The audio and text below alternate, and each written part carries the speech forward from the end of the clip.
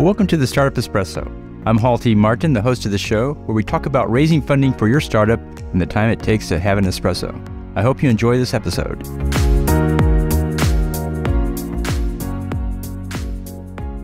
Hello, this is Hall T. Martin with the Startup Funding Espresso, your daily shot of startup funding and investing.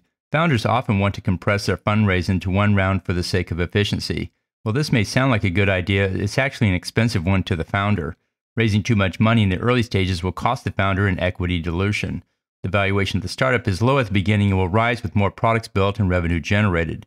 Raise a small amount up front to get the business going, such as $250K. If you try to raise less than $250K, most angels and venture capitalists will not consider this enough to build something meaningful. Take your overall fundraise and break into smaller milestones, such as $500K for a seed round. It's often the case that you will need to raise another $500K a year later, which some call a seed plus round. It's still seed funding and comes at the same terms as before. But it's easier to raise because you broke $1 million raise into 2 milestones. This strategy lets you raise funding and then work on the business. For the next round, you'll need some time to build the product and close customers.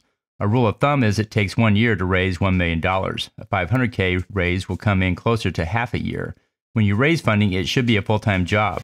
The key here is it doesn't have to be a full-time job for the entire year.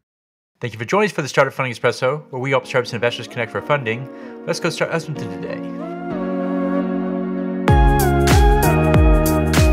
Hall T. Martin is the director of Investor Connect, which is a 501c3 nonprofit dedicated to the education of investors for early-stage funding. All opinions expressed by Hall and podcast guests are solely their own opinions and do not reflect the opinion of Investor Connect.